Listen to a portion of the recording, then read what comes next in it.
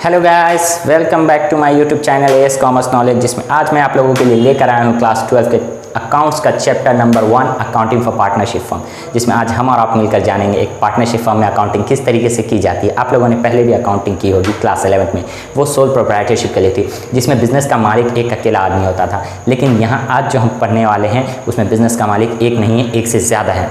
तो आइए सबसे पहले हम पार्टनरशिप की डेफिनेशन को समझते हैं क्या है। It is a relation between two or more persons who have agreed to do a business and share its profit and losses. Partnership दो या दो से ज़्यादा लोगों के बीच का एक रिलेशन है।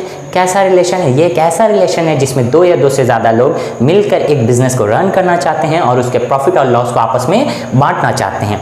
प्रॉफिट और लॉस दोनों ही, ऐसा नहीं कि प्रॉफिट होगा तो हम शेयर करेंगे, लॉस होगा तो शेयर नहीं करेंगे। हम प्रॉफिट को भी शेयर करेंगे और लॉस को भी शेयर करेंगे। उम्मीद है पार्टनरशिप की डेफिनेशन आपको समझ में आ गई होगी। तो आइए अब समझते हैं पार्टनरशिप फर्म क्या होती है। पार्टनरशिप फर्म की डेफिनेशन को सबसे पहले देखते हैं। It is an organization which is formed with two or more persons to run a business with a view to earn profit. Partnership firm क्या है? ये एक ऐसा ऑर्गेनाइजेशन है, एक स्ट्रक्चर है, एक बॉडी है जिसको दो या दो से ज़्यादा लोगों के द्वारा मिलकर बनाया जाता है एक बिजनेस को रन करने के लिए। उनका व्यू क्या होता है? प्रॉफिट अर्न करना। चाहे हम और आप बिजनेस करें, कोई भी हम दोनों में से बिजनेस करेगा, हमारा व्यू क्या होगा, हमारा गोल क्या होगा? मैक्सिमम प्रॉफिट अर्न करना। किसी भी बिजनेसमैन का गोल क्या होता है? प्रॉफिट अर्न करना। उसी तरीके से ये दो या दो से ज़्यादा लोगों के द्वारा मिलकर बनाया गया एक ऑर्गेनाइजेशन होता है जिसमें वो एक बिज़नेस को रन करना चाहते हैं और उससे प्रॉफिट अर्न करना चाहते हैं। अब आइए नीचे देखते हैं। Each member of such group is known as partner. इस ग्रुप के हर एक मेंबर को हम पार्टनर कहते हैं और collectively it is known as partnership firm, और उन्हें कलेक्टिवली हम क्या कहते हैं? पार्टनरशिप फर्म कहते हैं। उम्मीद है आपको पार्टनरशिप की डेफिनेशन और पार्टनरशिप फर्म की डेफिनेशन समझ में आ गई होगी। आइए अब समझते हैं partnership deed and profit and loss appropriation. अब समझते हैं पार्टनरशिप डीड को। पार्टनरशिप डीड क्या होती है? डीड की डेफिनेशन को सबसे पहले देखते हैं। It is a written document containing the terms and conditions related to the partners. Partnership deed एक रिटन डॉक्यूमेंट है जिसमें पार्टनर्स से रिलेटेड सारी बातें लिखी होती है। सारी बातें लिखी होती है जैसे क्या लिखी होती है? जैसे पार्टनर्स का उसमें कैपिटल कितना है, पार्टनर्स को सैलरी कितनी दी जाएगी, पार्टनर्स को कमीशन कितना मिलेगा, पार्टनर्स को इंटरेस्ट ऑन कैपिटल कितना मिलेगा, पार्टनर्स से इंटरेस्ट ऑन ड्राइंग कितना चार्ज किया जाएगा, और भी बहुत सारी बातें उसमें लिखी होती हैं। उम्मीद है पार्टनरशिप डीड आपको समझ में आ गई होगी। पार्टनरशिप डीड कुछ नहीं है, एक रिटेन डॉक्यूमेंट है जिसमें पार्टनर से रिलेटेड सारी बातें लिखी होती हैं। अब आते हैं समझते हैं प्रॉफिट एंड लॉस एप्रोप्रिएशन को। ये क्या है?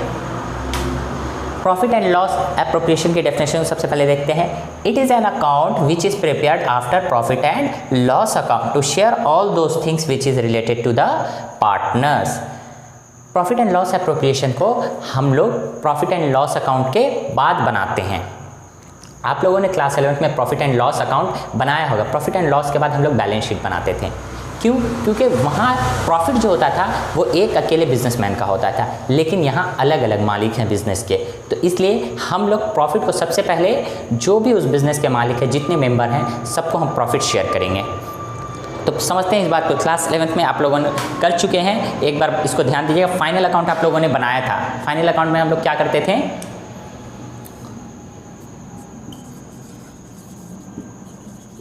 ट्रेडिंग से पीएल बनाते थे, पीएल से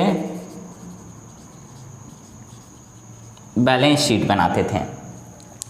ट्रेडिंग से हमारा क्या निकल के आता था?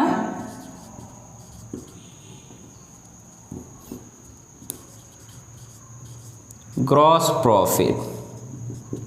इस ग्रॉस प्रॉफिट को हम कहाँ डालते थे? प्रॉफिट एंड लॉस में। फिर प्रॉफिट एंड लॉस से हमारा क्या निकल के आता था? Net profit.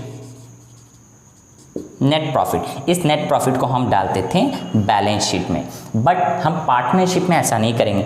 हम ट्रेडिंग फिर पीएल से जो हमारा नेट प्रॉफिट होता है वो नेट प्रॉफिट हम ट्रांसफ़र करते हैं इसको। ये net profit and loss appropriation में जाता है। एप्रोप्रिएशन का मतलब होता है डिस्ट्रीब्यूशन, यानी बांटना। तो इसको हम कह सकते हैं प्रॉफिट एंड लॉस डिस्ट्रीब्यूशन भी हम कह सकते हैं। तो आप समझ गए होंगे, जब हम सोल प्रोप्राइटरशिप के लिए अकाउंटिंग करते थे तो हम ट्रेडिंग बनाते थे, ट्रेडिंग से ग्रॉस प्रॉफिट को हम प्रॉफिट एंड लॉस में ट्रांसफर करते थे, प्रॉफिट एंड लॉस से हमारा नेट प्रॉफिट निकल कर आता था जो हम बैलेंस शीट में डालते थे।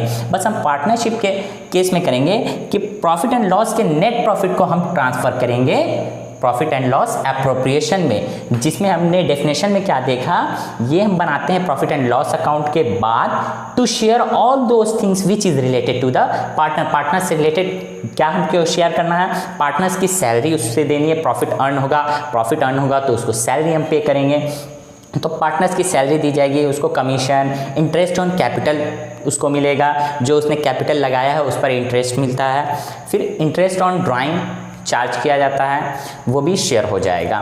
तो आप उम्मीद है समझ में आ गया होगा प्रॉफिट एंड लॉस एप्रोप्रिएशन क्या, प्रॉफिट का डिस्ट्रीब्यूशन कहलाता है profit and loss appropriation. Okay, understand. उम्मीद है आप लोगों को ये दो बातें समझ में आ गई होंगी जो अभी हमने पहले ही बताया।